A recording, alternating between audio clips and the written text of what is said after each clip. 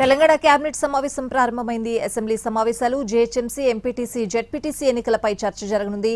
వీటితో పాటు రైతు భరోసా నిధుల విడుదలపై చర్చించి నిర్ణయం తీసుకునే అవకాశం ఉంది.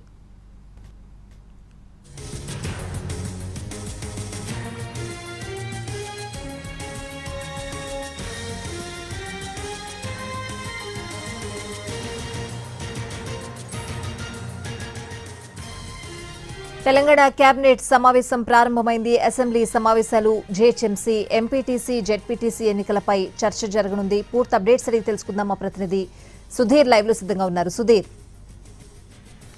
ముఖ్యమంత్రి రేవంత్ రెడ్డి అధ్యక్షతన మరి కాసేపట్లోనే సచివాలయంలో తెలంగాణ కేబినెట్ సమావేశం ప్రారంభం కానుంది. ఇందుకు సంబంధించి దాదాపు కీలక అంశాలను చర్చించే అవకాశాలు ఉన్నట్టు కూడా తెలుస్తుంది.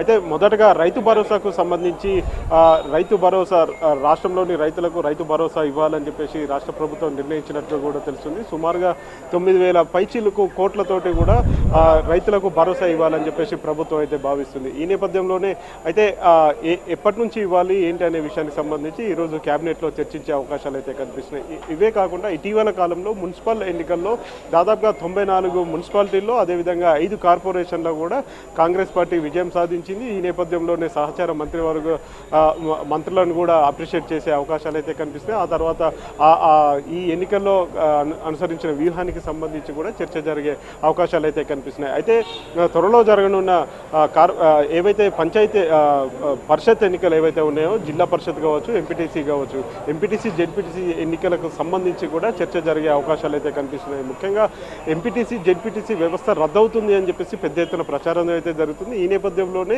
వాటి మీద కూలంకషంగా చర్చించాలని చెప్పేసి అయితే భావిస్తుంది. ప్రస్తుతం ఎంపీటీసీ, జెడ్పీటీసీ ఈ 2 వ్యవస్థలు ఏవైతే ఉన్నాయో, గతంలో 3 అంచెల వ్యవస్థ అయితే ఉండింది.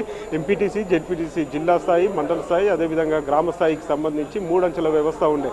ఇప్పుడు కూడా ఆ వ్యవస్థ కంటిన్యూ అవుతుంది. ప్రస్తుతం పంచాయతీ ఎన్నికలు అయితే ముగిశాయి. ఇక జెడ్పీటీసీ, ఎంపీటీసీ ఎన్నికలు అయితే జరగాల్సి ఉన్నది. కాబట్టి ఆ ఎంపీటీసీ, జెడ్పీటీసీ ఎన్నికలు నిర్వహిస్తే దాదాపుగా సుమారు 600 కోట్ల రూపాయల కేంద్ర ప్రభుత్వ నిధులైతే ఆయా సంస్థలకైతే వచ్చే అవకాశాలు అయితే కనిపిస్తున్నాయి. ఈ నేపథ్యంలోనే ఆ ఎన్నికలను నిర్వహిస్తుందా, లేకపోతే ఆ వ్యవస్థ రద్దుకు సంబంధించి ఏమైనా నిర్ణయం తీసుకుంటుందా అనేది కూడా వేచి చూడాల్సిన పరిస్థితి అయితే కనిపిస్తుంది. ఇవే కాకుండా ఉద్యోగులకు సంబంధించి చూసుకున్నట్లయితే ఇటీవల కాలంలో తెలంగాణ రాష్ట్ర ప్రభుత్వం కావచ్చు, రాష్ట్ర ముఖ్యమంత్రి పదే ఉద్యోగుల బహిరంగ సభలు కావచ్చు, సమావేశాల్లో ఆయన ఒక విషయాన్ని చాలా స్పష్టంగా చెప్తున్నారు. ఉద్యోగులకు సంబంధించి ప్రభుత్వ ఉద్యోగులు వారి తల్లిదండ్రులను నిర్లక్ష్యం చేస్తే ఖచ్చితంగా చర్యలు తీసుకుంటామని చెప్తూ వస్తున్నారు. దీనికి సంబంధించి త్వరలోనే ఒక చట్టాన్ని కూడా తీసుకురావాలని చెప్పేసి కూడా భావిస్తున్నారు.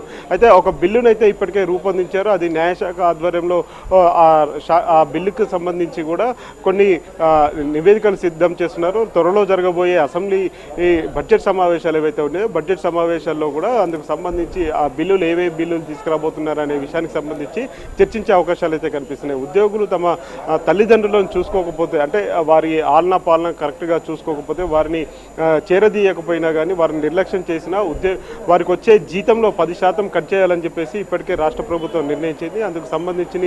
అందుకు సంబంధించిన బిల్లును కూడా రూపొందిస్తున్నారు. అది బహుశా అసెంబ్లీ బడ్జెట్ సమావేశాల్లో కూడా ఆ బిల్లు ప్రవేశపెట్టే అవకాశాలు అయితే కనిపిస్తున్నాయి. ఆ బిల్లుకు సంబంధించి కేబినెట్లో చర్చించే అవకాశాలు అయితే కనిపిస్తున్నాయి.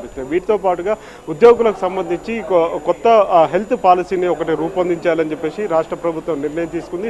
ఇటీవల రాష్ట్రంలోని సిఎస్ అధ్యక్షతన కొన్ని సంఘాలు ఏవైతే ఉన్నాయో, ఉద్యోగ సంఘాలతో కలిసి ఒక సమావేశాన్ని ఏర్పాటు చేస్తే అందులో భాగంగానే అందులో వచ్చిన అవుట్కమ్ ఏదైతే ఉందో దాని ఆధారంగా ఒక కొత్త హెల్త్ పాలసీని తీసుకురావాలని చెప్పేసి అయితే భావిస్తున్నారు. ఆ అంశానికి సంబంధించి కూడా చర్చించే అవకాశాలు అయితే కనిపిస్తున్నాయి. ఇవే కాకుండా మూసీ రివర్ డెవలప్మెంట్ ఫ్రంట్ ఏదైతే ఉందో దానికి సంబంధించి, మూసీ సుందరీకరణకు సంబంధించి కూడా ఇక్కడ చర్చించే అవకాశాలు అయితే కనిపిస్తున్నాయి. మెట్రోకు సంబంధించి, మెట్రోను ఇప్పటికే రాష్ట్ర ప్రభుత్వం తమ ఆధీనంలోకి తీసుకుంది. పూర్తి స్థాయిలో ఇంకా రాష్ట్ర ప్రభుత్వం ఆధీనంలోకి రాలేదు కాబట్టి ఇంకా దానికి సంబంధించి కొంచెం చర్చ చేసే అవకాశాలు అయితే కనిపిస్తున్నాయి. ఇవే కాకుండా ఇతర అంశాలు ఏవైతే ఉన్నాయో, ఇరిగేషన్ ప్రాజెక్టులకు సంబంధించి ఇప్పటికే ఇటు మేడిగడ్డ, అన్నారం, సుందిల్లకు సంబంధించిన పునర్నిర్మాణం చేయాలా, లేకపోతే అంటే ఏదైతే బ్లాక్ 7లో వచ్చిన లోపాలు ఏవైతే ఉన్నాయో ఆ లోపాలను సవరించేందుకు ఇప్పటికే ఇరిగేషన్ డిపార్ట్మెంట్ కొంత కసరత్తు అయితే చేసింది. 7వ బ్లాక్కి సంబంధించి దాన్ని తొలగించి మళ్ళీ పునర్నిర్మాణం చేయాలని చెప్పేసి అయితే భావిస్తుంది. అందుకు సంబంధించిన సాయిల్ టెస్టులు అక్కడ భూసార పరీక్షలు నిర్వహించడం జరిగింది. అక్కడ ఉన్న పిల్లర్స్కి సంబంధించి కూడా వాటి స్ట్రెంథెన్ కోసం కూడా కొన్ని పరీక్షలు అయితే నిర్వహించడం జరిగింది. జియో థర్మల్కి సంబంధించి పరీక్షలు నిర్వహించడం జరిగింది. రాబోయే రోజుల్లో దీన్ని మళ్ళీ 7 బ్లాక్ ఏదైతే ఉందో 7 బ్లాక్ను పునర్నిర్మాణం చేసేందుకే తెలంగాణ ఇరిగేషన్ శాఖ కసరత్తు అయితే చేస్తుంది. అందుకు సంబంధించి కొన్ని ఏజెన్సీలను కూడా ఆహ్వానించడం జరిగింది. జాతీయ వ్యాప్తంగా అంటే దేశవ్యాప్తంగా కూడా ఏవైతే ఇంట్రెస్ట్ ఉన్న సంస్థలు ఏవైతే ఉన్నాయో ఆ సంస్థలతో ఒక సర్వే కూడా చేయించడం జరిగింది. వారిచ్చిన నివేదిక ఆధారంగా 7వ నెంబర్ బ్లాక్ను మళ్ళీ నిర్మించాలని చెప్పేసి అయితే భావిస్తున్నారు. అయితే ఈ నిర్మాణానికి సంబంధించి తెలంగాణ రాష్ట్ర ఇరిగేషన్ శాఖ, తెలంగాణ రాష్ట్ర ప్రభుత్వం ఈ నిధులను సమీకరిస్తుందా, లేకపోతే గతంలో నిర్మాణం చేసిన సంస్థలు ఏవైతే ఉన్నాయో ఆ సంస్థలే ఈ వ్యయాన్ని భరిస్తాయా అనే విషయానికి సంబంధించి అంత క్లారిటీ రావాల్సి ఉంది. ఇప్పటికే ఆ సంస్థలు తాము ఎట్టి పరిస్థితుల్లో దీన్ని పునరుద్ధరించేందుకు సిద్ధంగా ఉన్నా కానీ అందుకు అయ్యే ఖర్చులు తెలంగాణ రాష్ట్ర ప్రభుత్వమే భరించాలని చెప్పేసి చెప్తూ వస్తున్నారు. ఈ అంశాలతో పాటుగా ఈ కార్ రేస్కు సంబంధించి కూడా చర్చ చేసే అవకాశాలు అయితే కనిపిస్తున్నాయి. ఇటీవల రాష్ట్రంలోని సీనియర్ ఐఏఎస్ అరవింద్ కుమార్కు సంబంధించి డిఓపిటి అనుమతి అయితే ఇచ్చింది. ప్రాసిక్యూట్ చేయడానికి అనుమతి ఇస్తూ ఉత్తర్వులు జారీ చేసింది. ఈ నేపథ్యంలోనే త్వరలో మాజీ మంత్రి కేటీఆర్కు సంబంధించి మరొకసారి కూడా నోటీసులు జారీ చేసి విచారణను స్పీడప్ చేయాలని చెప్పేసి ఇటు పోలీస్ శాఖ భావిస్తుంది. కాబట్టి తెలంగాణ రాష్ట్ర ప్రభుత్వం నుంచి కూడా ఇంకేమైనా అనుమతుల కోసం అవకాశాలు ఉంటే వాటన్నిటిని కూడా చర్చించే అవకాశాలు అయితే కనిపిస్తాయి.